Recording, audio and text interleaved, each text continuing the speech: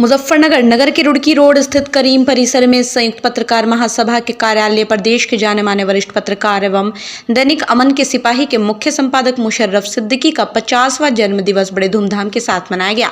इस अवसर पर जहां सभी पत्रकारों ने जन्मदिन की मुबारकबाद देते हुए उनकी लंबी उम्र की कामना की, तो वहीं संयुक्त पत्रकार महासभा के राष्ट्रीय अध्यक्ष सरताज अहमद ने केक काटकर जन्मदिन की शुभकामनाएं दी। इस मौके पर वरिष्ठ पत्रकार मुशर्रफ सिद्दीकी ने पत्रकारों को संबोधित करते हुए कहा, पत्रकारों को एकजुट होकर अपने हकों की लड़ाई को लड़ना होगा। मुशर्रफ सिद्दीकी ने कहा, देश में पत्रकार सुरक्षा विधेयक की मांग को लेकर सड़क से लेकर संसद तक लड़ाई को लड़ना होगा। उन्होंने शासन प्रशासन के अधिकारियों को भी चेताया है कि पत्रकारों का उत्पीड़न किसी भी कीमत पर बर्दाश्त नहीं किया जाएगा। इस मौके पर संयुक्त पत्रकार महासभा के राष्ट्रीय अध्यक्ष सरताज अहमद, शीबा खान, आरिफ राणा, अब्दुल आहद चौधरी, मोहम्मद असलम, शफीक अहमद आदि पत्रकार मौजूद रहे। भारतीय किसान यूनियन संघर्ष मोर्चा के जिला अध्यक्ष अतुल अहलावत, राजू राणा अपने सैकड़ों संगठन के पदाधिकारियों कार्यकर्ताओं के साथ पहुंचे। मुशर्रफ सिद्दीकी को उनके जन्मदिन पर मुबारकबाद दी। आज संयुक्त पत्रकार महासभा कार्यालय पर किस तरह का प्रोग्राम किया गया? आज का कार्यक्रम हमारे 50वें जन्मदिन के अवसर पर संयुक्त पत्रकार महासभा के अध्यक्ष सरताज अहमद और समस्त संयुक्त पत्रकार महासभा के पदाधिकारी और कार्यकर्ताओं के द्वारा रखा गया। और आज के कार्यक्रम से इन्होंने ये संदेश दिया है कि पत्रकार एकजुट होकर सभी एक सुख दुख में खड़े हो, सब एक दूसरे की खुशी को मनाएं। यह संदेश इन्होंने संयुक्त पत्रकार महासभा ने आज दिया है। जिस तरह देखा गया है कि पत्रकारों का अगर जन्मदिन होता है तो वे क्या करते हैं, अकेले अकेले बनाते हैं। अगर कार्यालय पर जो राष्ट्रीय कार्यालय वहाँ पर पहली बार ऐसा देखने को मिल रहा है कि जन्मदिन मनाया गया है। देखिए, ये अपनी अपनी सोच का फर्क है कुछ लोगों की, कि कोई अपने मकान पे जन्मदिन मनाता है, कोई अपना निजी जन्मदिन मनाता है, कोई निजी पार्टी रखकर जन्मदिन मनाता है।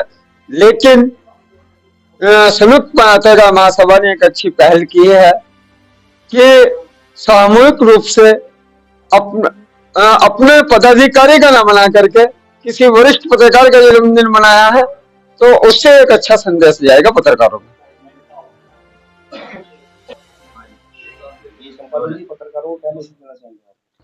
पत्रकारों को यही मैसेज है, आज मैं अपने 50वें जन्मदिन के अवसर पर देश के पत्रकारों को ये संदेश देना चाहता हूं कि वे एकजुटता के साथ कार्य करें। आज पिछले 25 वर्षों से हम एक लड़ाई को लड़ रहे हैं कि हिंदुस्तान के अंदर, भारत के अंदर पत्रकार सुरक्षा विधेयक संसद में पास हो।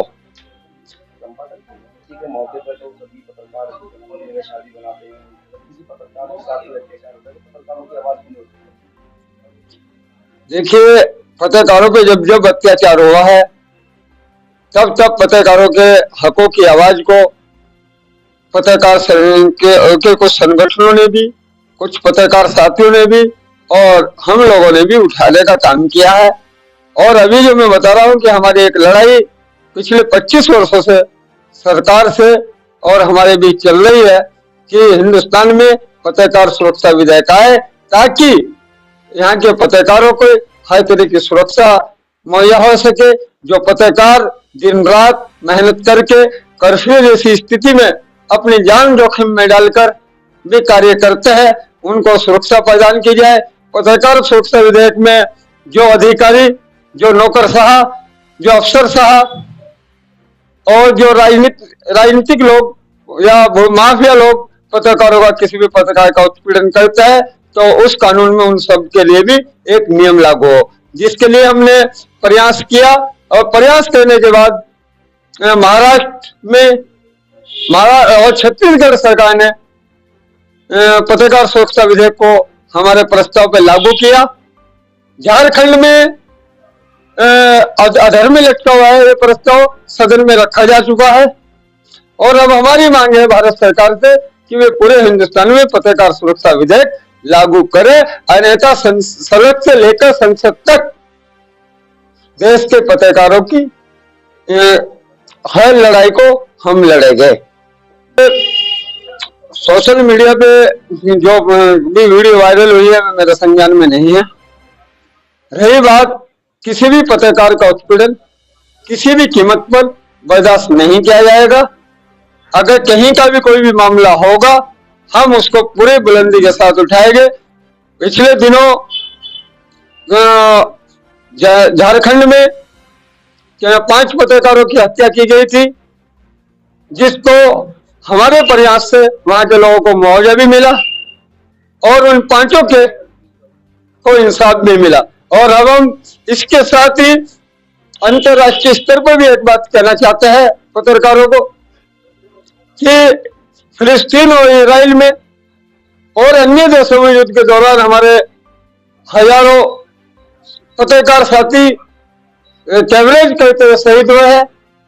उसके बारे में भी संयुक्त रूप से हमारे भारतीय मीडिया को भी और विदेशी मीडिया को भी एक साथ होकर उन पत्रकारों के लिए भी उनके परिवार के भविष्य के बारे में भी कुछ सोचना चाहिए। और ऐसे जो इस तरह की घिनौनी हरकत करते हैं, जहाँ पत्रकारों की हत्या जैसे मामले सामने आते हैं, इन चीज की हम निंदा करते हैं।